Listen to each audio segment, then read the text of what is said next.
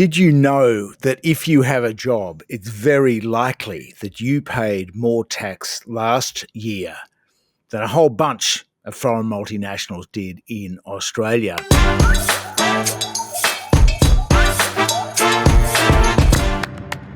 In fact, even if you're on 25 or 26 grand a year and you're paying a little bit of PAYG, you will have paid more tax last year, more income tax than, wait for it, we have the official data from the ATO right in front of us. You will have paid more tax than ExxonMobil Australia with its $15.5 billion in total income.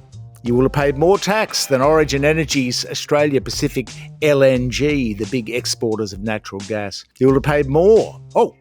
Chevron Australia Downstream Holdings, you paid more. They only made $5.3 billion at the total income line. You paid more tax because they also paid zero. Virgin Australia, the airline, despite all the taxpayer handouts, zero. Peabody Australia, Anglo American Australia, two gigantic foreign coal miners. Between them, they raked in, let's have a look at it, $3.2 and $4 billion.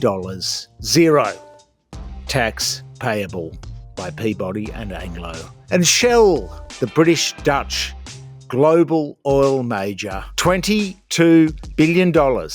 Whoops, that's Glencore, who actually paid some tax this year, incredibly.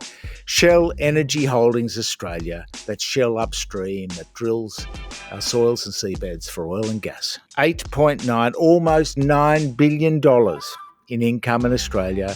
They even declared a taxable profit, which is meant to be taxed, of $778 million and paid big fat zero on that. Diddly squat. All these multinational companies diddly squat, yet you and I are paying for Australia's essential goods and services. The irony is that tax intakes, as we've seen from Jim Chalmers being quite ecstatic about the budget surplus, tax receipts are stronger than they have been because oil and gas and coal prices have gone through the roof, thanks to global factors like the war in Ukraine, Putin's invasion. And the Middle East, of course, is putting a lot of upward pressure on commodity prices as well. So companies like, Rio Tinto and BHP, Rio paid $9 billion on its bottom line profit. $9 billion in tax. That's a huge, huge amount of tax to pay. BHP, gigantic taxpayers. The big four banks, gigantic taxpayers.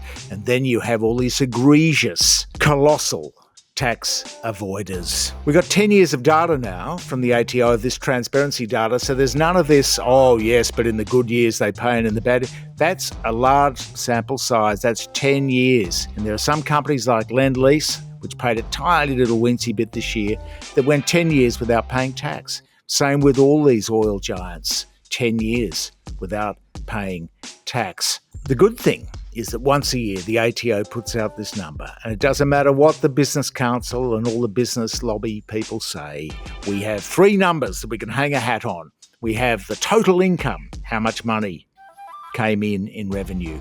We have the taxable profit. Foreign companies don't want to make a taxable profit in Australia because then they have to pay tax on it. So they really get that down by siphoning all the costs offshore above that line. So they don't have to pay any tax. They only have to pay the bare minimum. You see this with the pharma companies. The pharma companies all make wafer-thin profit margins in Australia, but all pay a little tiny bit of tax so they can look like good citizens. Now, we're going to hand out the gong, as we've done every year for the past few years, the top 40 tax dodgers. Who will it be? Who will be the biggest tax dodger in Australia? Well, you'll have to wait and find out because we're still processing the numbers here. We put it through a special spreadsheet of looking at a couple of different things like how aggressive the companies were at the taxable profit line. That's the number in the middle. But we can say with certainty, again, we got the usual suspects leading the charge. Foreign oil majors, gas companies, the fossil fuel guys, coal, despite the supercharged profits these guys made, they're paying relatively little tax. And in many cases, zero tax. They just book all their costs in Australia and book all their profits overseas. So we will find out soon in the next day or two. Callum Foote and I are doing this together. We're going to spreadsheet it all. We're going to come back with our creme de la creme of tax dodgers in Australia, the top 40, our annual top 40 chart of the biggest tax dodgers in Australia. A couple of our favourites here while we've got you. We mentioned some of the resources companies here. The electricity companies and the energy suppliers are also, despite how much they're charging us on our bills, have been despicable and disgraceful once again. Energy Australia, there it is, Energy Australia. Huge coal generator, gas generator, as well as retailer, full suite of services, vertical integration, $5.6 billion, zero profit, zero tax. They got rid of it all offshore. They used to have a British Virgin Islands tax haven parent. They restructured now to hide it, and it's straight to Hong Kong, I think. But somehow they don't pay any tax in Australia. It's one of the big three gentailers. Aveo taken over by Brookfield, the aged care people. Zero tax yet again, like the hospital group that they also took over. And when they take over Origin Energy, they got a $20 billion bid on the table. They won't be paying much tax there either. Let's have a look at a couple of other ones quickly. Exxon. I mean, what a sterling effort from Exxon. You know, they're up to about $80 billion over 8 years. And they've done another $15.5 billion at the revenue line and paid zero tax. The billionaires from WA, Twiggy Forrest and Gina Reinhardt, are all huge taxpayers. We've got to give them their due. Fortescue paid $3.5 billion at the bottom line, which is twice the ABC's budget.